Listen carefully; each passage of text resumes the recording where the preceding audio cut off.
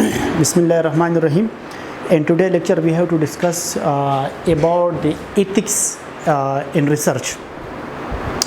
As we have discussed in the previous class or in the previous lecture, that ethics are the principle or guideline which tell us that what is right और what is wrong, जो आपको बताता है कि क्या सही है, क्या गलत है, क्या करना चाहिए, क्या नहीं करना चाहिए।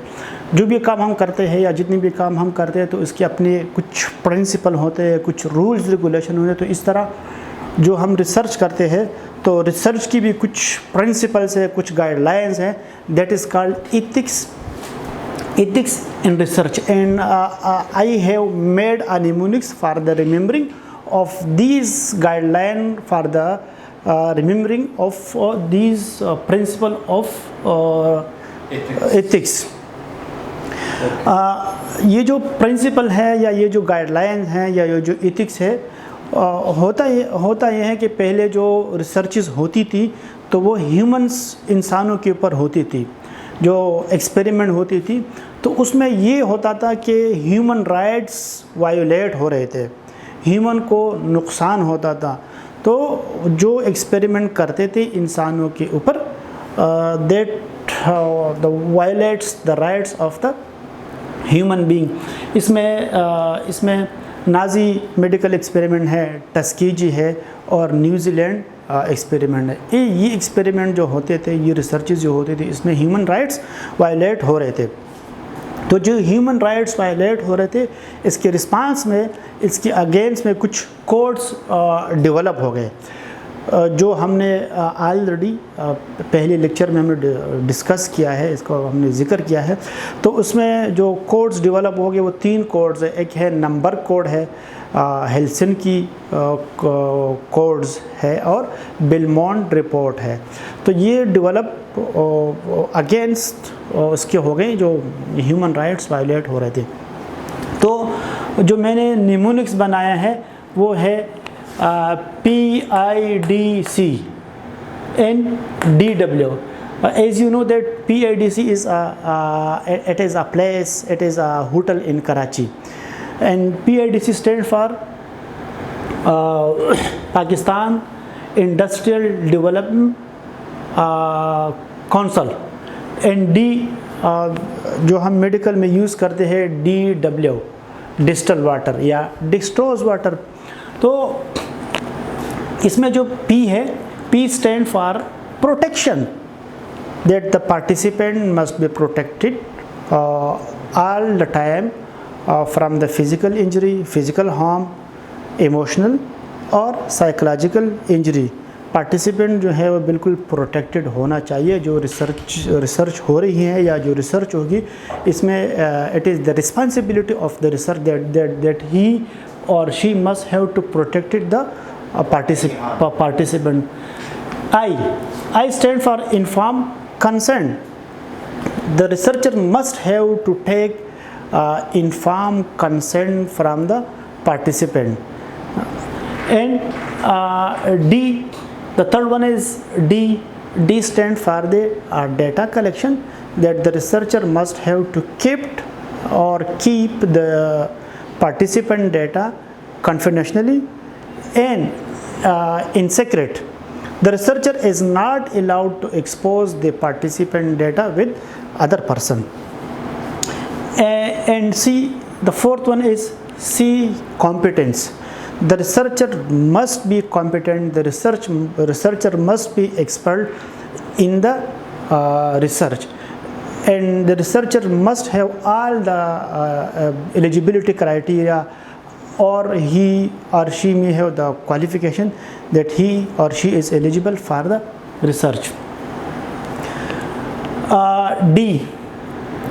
D mean debrief, that the researcher must have to explain the purpose of the study all the time to the participant.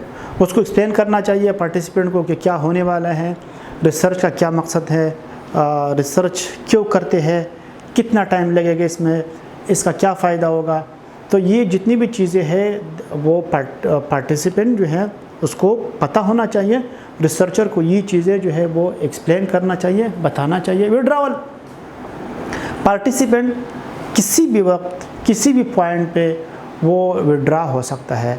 If he is not satisfy from the study, अगर रिसर्च से पार्टिसिपेंट सेटिस्फाई नहीं है तो वो किसी भी वक्त किसी भी पॉइंट पे वो विड्रा हो सकता है। And dissipation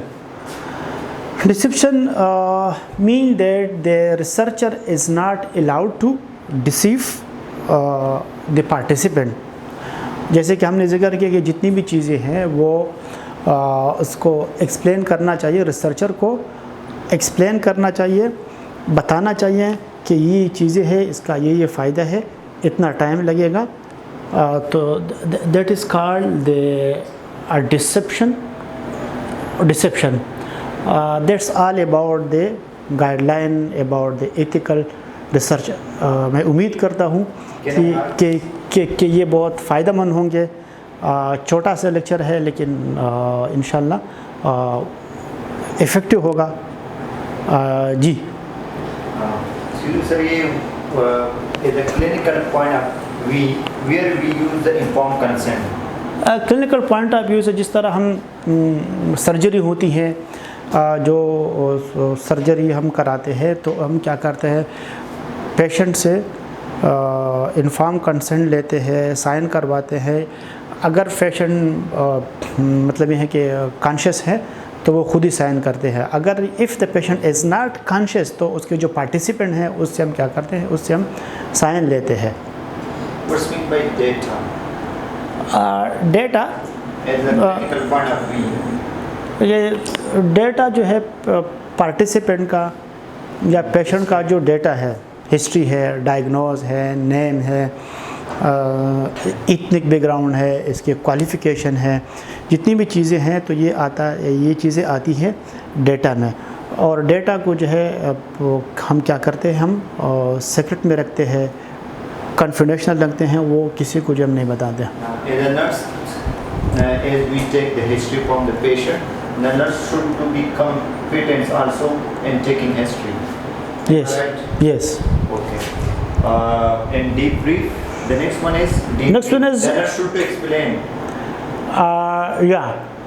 Okay. Should explain to the patient everything like Why I take the history and what's the purpose of Yeah. taking history? तो वो पर्पज़ जो है वो बताना चाहिए कि मैं history, clinical point of view से बात हम कर रहे हैं कि हिस्ट्री क्यों ले रहा हूँ मैं, इस हिस्ट्री की क्या पर्पज़ है, इसके क्या फ़ायदे हैं। And what's as a clinical correlates? What's mean by withdrawal? In the hospital side, the patient can refuse. The patient can refuse. The patient has the right to refuse the treatment. From dead nurse or from dead person too. Hospital side में हमारे पास कुछ ऐसे patient भी होते हैं कि I'm not comfortable with this. If he is not satisfied, तो he can withdraw. Okay, withdrawal. Okay, the next one, last one is deception. Deception mean धोखा, जिसको हम धोखा कहते हैं। तो रिसर्चर को करना ये चाहिए कि रिसर्चर को धोखा नहीं देना चाहिए। ये जो है it is the main principle of ethics in research. Confidential. Yes, yeah. Okay. Class is finished. Yes. Yeah, okay, thank you.